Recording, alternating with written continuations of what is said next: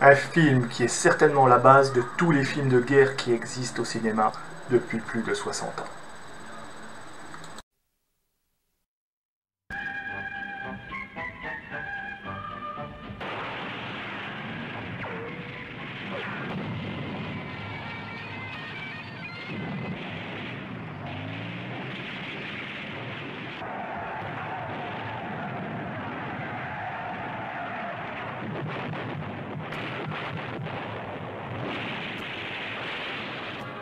One of the most ambitious undertakings since All Quiet on the Western Front and Gone with the Wind comes to the screen with Darryl F. Zanuck's production of The Longest Day, based on Cornelius Ryan's universally acclaimed bestseller. Its cast of stars represents the top talent of 4 countries and has never been equaled in size and importance in the history of the industry. Here are some of them.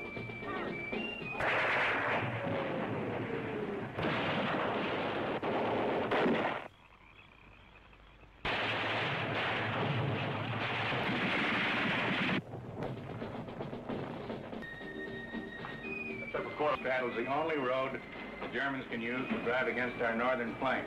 But it has to be taken. That's why I gave you the job, man. Command of General Eisenhower, Allied naval forces, supported by strong air forces, began landing Allied armies this morning on the northern coast of France. The Americans and the British together have got half that many ships.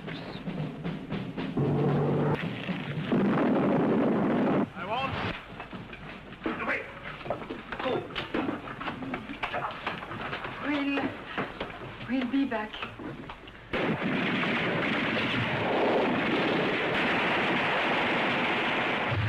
Hi, boys. This is a piece. Where's...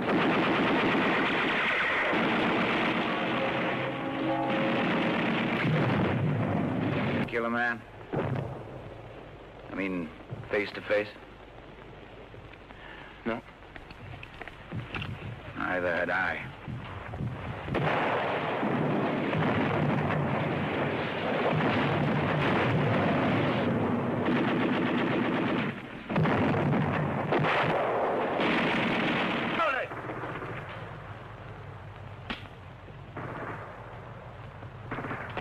All right, here we go.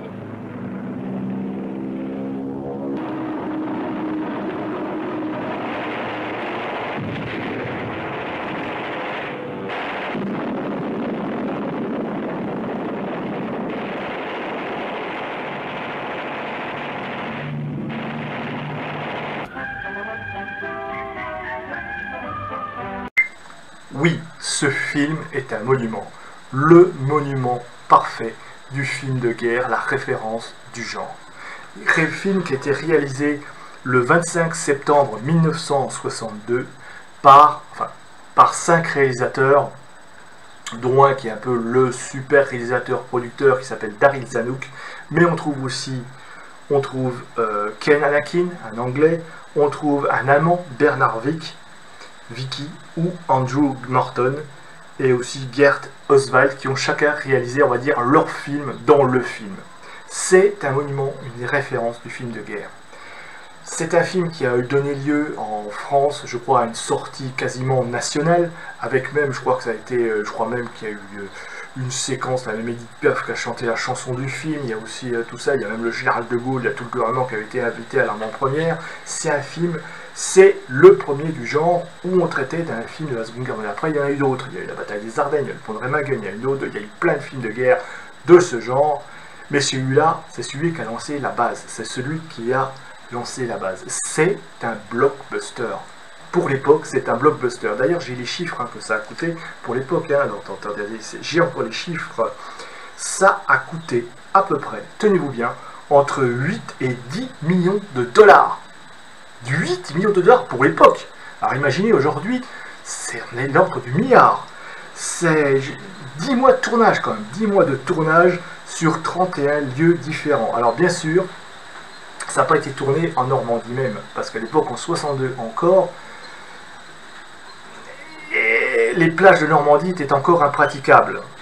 Donc, il a fallu ruser. Alors ça a bien été tourné, certaines scènes sur Caen, en Normandie.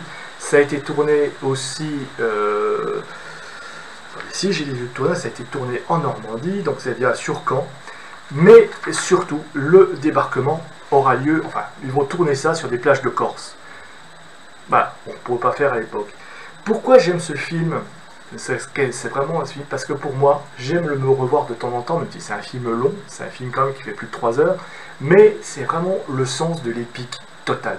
Je veux dire, il n'y a aucun effet spécial. À l'époque, en 62, on n'a pas encore, c'est parce que c'était que le CGI, ou alors s'il y a des effets spéciaux, c'était des effets spéciaux avec de la pâte à modeler et du carton. Par contre, on engageait des figurants, on engageait du matériel, on prenait des vraies explosions, et on les mettait en scène comme ça, avec des caméras, c'était énorme. Et c'est ça. Pendant 3 heures, vous avez du grand spectacle. Si vous aimez le film de guerre, vous allez être comblé. Alors, la première heure, je ne vais pas dire qu'elle est poussive, hein. Mais on met en place le film pendant, allez, on va dire 3/4 d'heure. On a un petit peu la préparation, un peu voilà, du côté allemand, un petit peu du côté américain, un peu comment...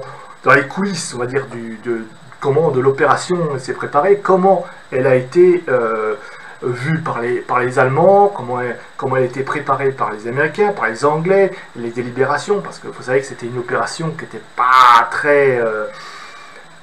qui n'était pas évidente à mettre en place, hein. Et puis la météo qui s'y prêtait pas, etc. Donc, hein. Alors, il y a un casting exceptionnel. Je vous ai oublié de parler du casting qui est absolument exceptionnel. Vous avez quand même, d'ailleurs, vous avez les 3 à l'image. Là, vous avez Robert Mitchum, vous avez Henry Fonda, vous avez John Wayne, mais vous avez une autre fou. Vous avez un casting exceptionnel. Vous avez quoi, je crois même George Scale, enfin George Sale, enfin bon, bref, tout un casting, même des acteurs français. On a même Bourvil qui joue dedans, parce qu'il y a aussi, ça a été tourné en France, ça a été tourné au studio de Boulogne-Billancourt. Et oui, on l'oublie, ça a été tourné les extérieurs, je vous l'ai dit, sur les plages de Corse. Vous avez aussi des extérieurs qui ont été tournés même en Normandie, à Caen, même si on ne pouvait pas faire sur les plages de Normandie. Les villes ont servi aussi de décor.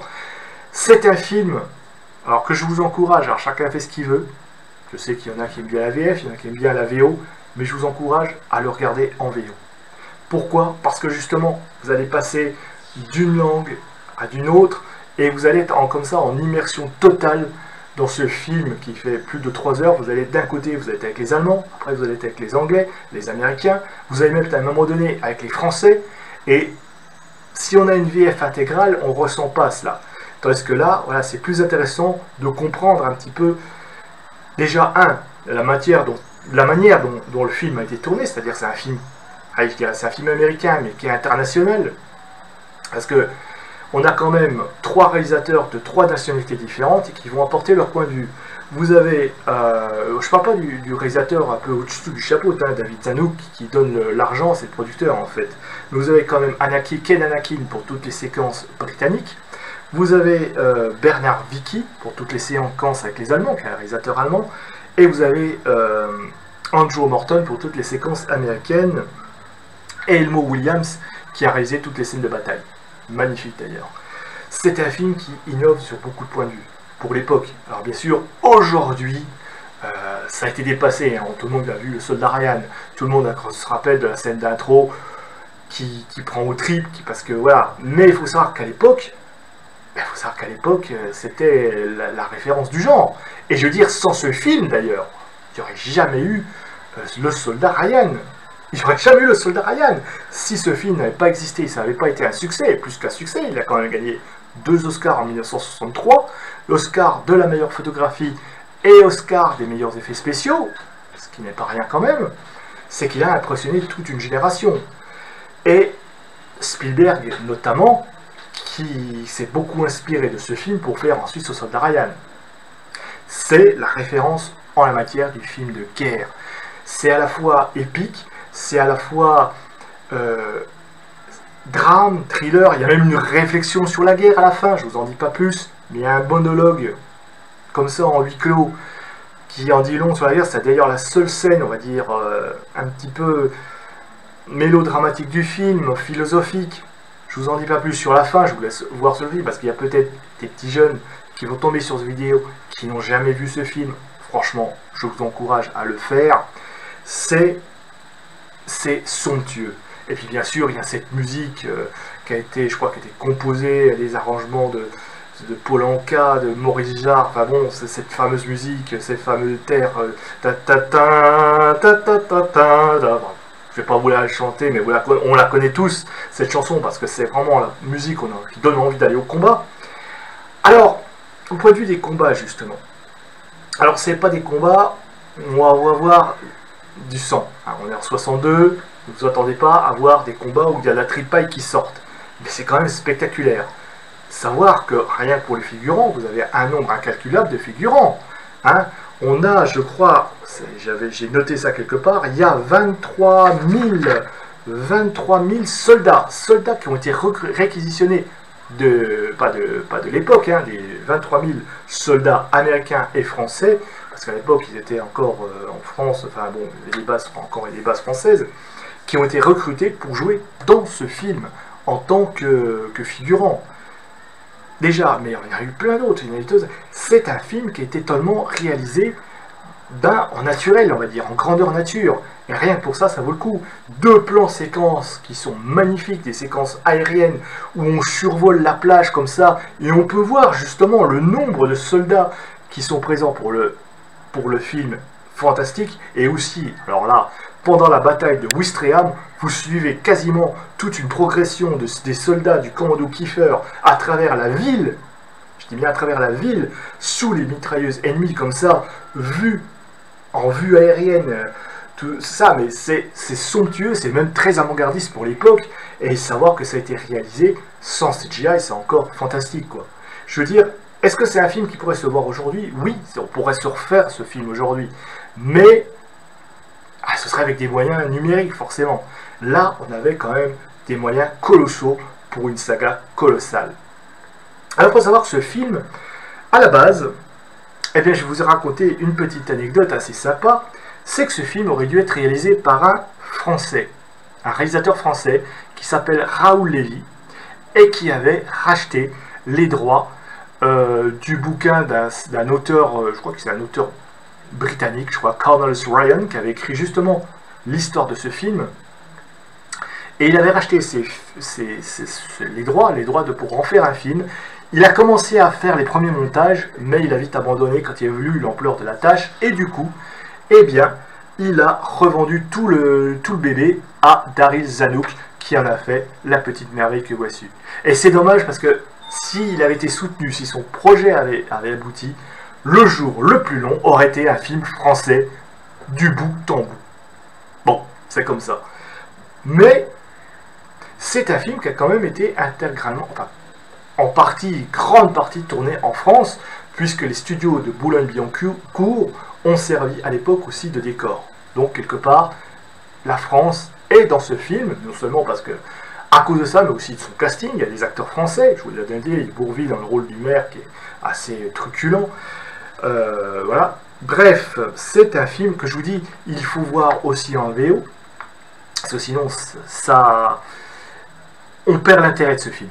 Si on ne regarde pas en VO ce film, alors aujourd'hui, c'est beaucoup plus facile que par le passé. Moi, ce que je regrette une chose aussi, c'est de ne pas l'avoir vu au cinéma. Bien sûr, je suis né largement après, hein, je suis né en 74, donc 73, 74, je suis né un petit peu après, j'ai jamais connu ce film autrement qu'en VHS, mais même en VHS, heureusement que les DVD sont arrivés pour le voir en VO, pour le voir en VO, pour le voir enfin en VO. Mais j'espère qu'un jour, une salle de cinéma le programmera quand même pour voir au moins une fois dans ma vie le jour le plus long sur grand écran.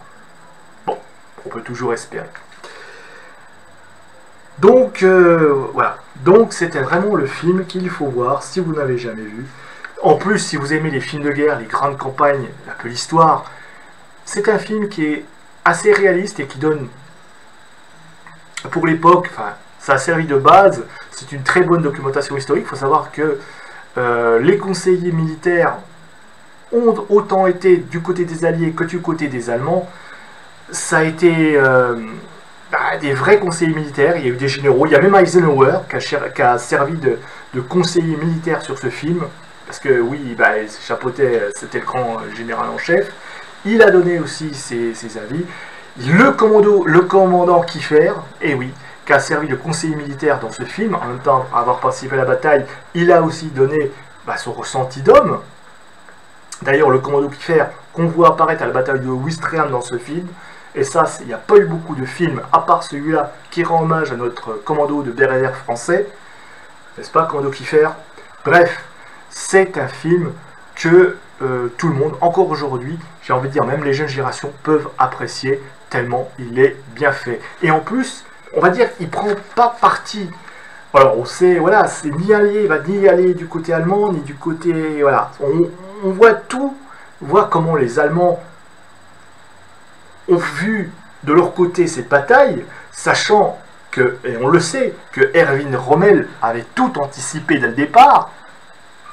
Il n'a pas été écouté. Savoir que Hitler, effectivement, dormait pendant qu'on lui annonçait que ah ben il débarque, hop. Non, lui il était en train de pioncer et qu'on ne voulait pas réveiller le Führer surtout. C'est voilà le seul Allemand qui croyait en Normandie, qui croyait à la possibilité de débarquer en Normandie, c'est Rommel. Et ça c'est bien vu dès les premières images du film où il raconte un peu que voilà Rommel c'était le seul Allemand qui croyait que c'était possible. Après, y a tout. Hein. Si vous connaissez l'histoire de la Seconde Guerre mondiale, je ne vais pas vous raconter l'histoire du débarquement, mais vous allez retrouver les scènes, hein. Vous allez retrouver le débarquement Omaha Beach, Utah Beach, la pointe du Hawk avec les Rangers, mais aussi tout ce qui a permis le débarquement, c'est-à-dire les messages de la résistance, hein, les sanglots longs de l'automne versent mon cœur du lion, vous savez, connaissez le message, les Pathfinders, les éclaireurs, les parachutistes qui débarquent, qui sautent sur Sainte-Mère-l'Église, etc., pour préparer le terrain. Il y a tout dans l'histoire, jusqu'à la bataille de Ouistreham. Il y a tout. Si vous connaissez, si vous aimez l'histoire de la Seconde Guerre mondiale, si vous aimez particulièrement ce genre de saga épique, eh bien, vous allez vous régaler, et même encore aujourd'hui. Il n'y a pas de drame amoureux, il n'y a pas de drame historique, c'est vraiment du combat, c'est vraiment de l'histoire, c'est vraiment la grande histoire. Moi, j'adore ce film, et peut-être que je vais commencer comme ça une série consacrée aux films de guerre, tellement vous savez que je suis fan, des films de guerre, autant que des westerns, hein, c'est ce qui a composé mon socle de ma connaissance cinématographique. Voilà. Et moi je trouve qu'il y a tout dans ce film, c'est vraiment la base. Si après vous allez aimer des films comme, il y a eu des films, il y en a eu d'autres, il y a eu le pont de Remagen, il y a eu la bataille des Ardennes, il y a eu tout ça, c'est ça la base, c'est le jour le plus long, the longest day. Et voilà, en plus il y a le casting, un casting exceptionnel, il y a ce trio là, John Wayne, Robert Mitchum, Henry Fonda, comment faire mieux?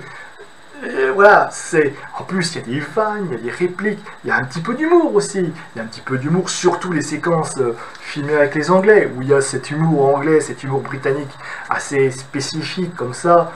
On a tous des éléments comme ça où on revit l'histoire, c'est-à-dire les Britanniques qui sortent avec surtout les Écossais, hein. D'ailleurs, il y a la présence de Sean Connery. Et oui, il y a Sean Connery dans ce film, à l'époque où il était encore jeune. Et il n'a même pas fait encore James Bond. Et on le voit dans ce film en tant que jeune soldat écossais. Parce que les Écossais, oui, ont débarqué au son de la cornemuse de Black Bear, le fameux son, le fameux air militaire écossais qui a servi aux Highlanders pour débarquer comme ça sur les plages de Juno et de Sword Beach. Bref, on retrouve tout. Ce film est très bien fait. Alors, certains, si on fouille un petit peu dans le détail, effectivement, historiquement, on va trouver quelques petites, je dirais pas des erreurs, mais des petites, c'est pas des fautes, mais des oublis. Mais voilà, c'est du cinéma, l'histoire est telle qu'on ne peut pas raconter tout ou dire vraiment avec certitude. Mais dans l'ensemble, on est dedans. On est dedans, sachant qu'on a quand même des conseillers militaires américains, anglais, français, des gens qui ont vraiment été témoin de cet événement, qui est quand même le grand événement de l'histoire du XXe siècle au point de vue des batailles. Hein. C'est quand même le D-Day, le jour le plus long. Voilà, c'est le grand rendez-vous, je veux dire. Alors après, c'est pas le premier rendez-vous, mais c'est le plus grand débarquement qui a existé pendant la Seconde Guerre mondiale. Voilà, faut dire ce qui est. La plus grande opération de l'histoire qui a libéré notre pays. Et c'est d'ailleurs pour ça que j'avais envie de le sortir, cette vidéo, le 18 juin, ce 18 juin, jour de l'appel du général de Gaulle. Hein, on n'est pas plus patriote que ça. Hein, c'est beau. C'est la France, enfin, c'est les Alliés, c'est ce moment qui a permis à l'Europe de se débarrasser du joug nazi. Et rien que pour ça, tout ce qu'on pourra dire sur les Américains, ils seront toujours dans mon cœur. Bref. Donc, Le jour le plus long, un film que je vous recommande chaudement. Si vous aimez les films de guerre, si vous aimez le grand cinéma, alors bien sûr, à voir sur un grand écran, 4K, si vous pouvez. Moi, franchement, j'espère qu'un jour, je le verrai dans une salle de cinéma, sur grand écran, large, pour voir au moins une fois dans ma vie Le jour le plus long au cinéma. À défaut, je me contenterai de ma grande télé, tant pis, c'est comme ça. Mais, bon, après, c'est, voilà. Mais j'aimerais bien le voir au cinéma. Après, c'est, voilà. Bon, sinon, eh bien, c'est un film qui ravira tout le monde. Autant les amateurs de grand cinéma que aussi le film historique. Tellement il est réaliste, tellement les scènes de bataille sont palpitantes à suivre, sont vraiment palpitantes à suivre. Il y a de l'attente, il y a de l'émotion, il y a de l'action, il y a de l'émotion, il y a de la réflexion aussi, je vous dis, parfois. Vous allez, comme ça, sauter d'une bataille à une autre, regarder un petit peu ces plans qui sont vraiment innovants pour l'époque. Bref, c'est un film à revoir, à voir. Courez dessus, courez sur ce film qui est immense. J'avais vraiment envie de vous le présenter parce que je pense qu'il y a des petits jeunes qui n'ont pas encore vu ce film. C'est la base. C'est la base de tous les films de guerre et de tous les blockbusters parce que ce film, oui, a été, en sautant, un blockbuster. Voilà. Donc, deuxième petite annonce. Donc, que je voudrais vous dire un petit peu avant de terminer cette vidéo. C'est ma dernière vidéo. Non, je rigole, c'est pas ma dernière vidéo de la chaîne. Rassurez-vous, je ferme pas ma chaîne. Simplement, je vais partir en vacances pendant un mois. À partir de ce soir, je suis même en vacances. Quand vous verrez cette vidéo, peut-être que je serai déjà en vacances. Et donc, comme tous les ans, je pars en vacances pendant un mois. Je ne ferai pas de vidéo jusqu'à peu près le 19 juillet. Alors j'espère que vous allez bien vous porter. Moi de mon côté je vais aller partir un petit peu me balader puisqu'on peut un petit peu de nouveau comme ça, un peu souffler, respirer. Je vais certainement aller sur Paris. Alors je lance un peu un appel à s'il y a des gens qui veulent me rencontrer, je serai sur Paris. Alors mon adresse email est facile à trouver, hein. Vous allez sur ma chaîne, vous allez dans l'onglet, à côté de l'onglet communauté, il y a à propos. Là, j'ai laissé mon adresse email, vous me laissez un message, et puis je vous réponds, on en discute, et puis on se tape une bière ensemble si vous voulez rencontrer la légende. Je suis là. Je pense notamment à Jules Melon, s'il regarde la vidéo, je pense notamment à l'ami Nico Ciné, et puis d'autres, peut-être Samir de Microciné, si tu veux venir voir, je suis ok pour boire une bière avec toi. Donc si vous voulez me rencontrer, je suis sur Paris, je vais aller voir un petit peu, j'ai envie de visiter un petit peu l'exposition sur Napoléon qui aura à la Villette, peut-être aller faire un saut sur Versailles, et puis après je me baladerai dans Paris. Voilà, mes vacances je vais les passer là-bas, donc pendant, on va dire 4-5 jours. Donc s'il y en a qui veulent vraiment me rencontrer sur Paris, c'est le moment. Trouvez le bouton donc à côté de téléphone, contactez-moi par email. Et puis on s'organise ça, on se boira une petite bière ensemble et vous aurez le privilège de rencontrer la légende. Non, je rigole. Sur ce, portez-vous bien, passez de bonnes vacances aussi, si vous allez être en vacances vous aussi. Profitez de vos familles, profitez du bon air, profitez de la plage si vous allez vous baigner, profitez de la bronzette, bien que moi j'aime pas tellement la bronzette, mais ça c'est chacun son goût. Et puis on se dit à la rentrée, pour moi, vers le 20 juillet, 19 juillet, par là. Et puis, on se reverra d'autres films après. Si on se rencontre, eh bien, on se fera des petites photos ensemble et je les posterai sur ma chaîne. Il n'y a pas de problème. Sur ce, mes amis, à bientôt, au plaisir et bonnes vacances.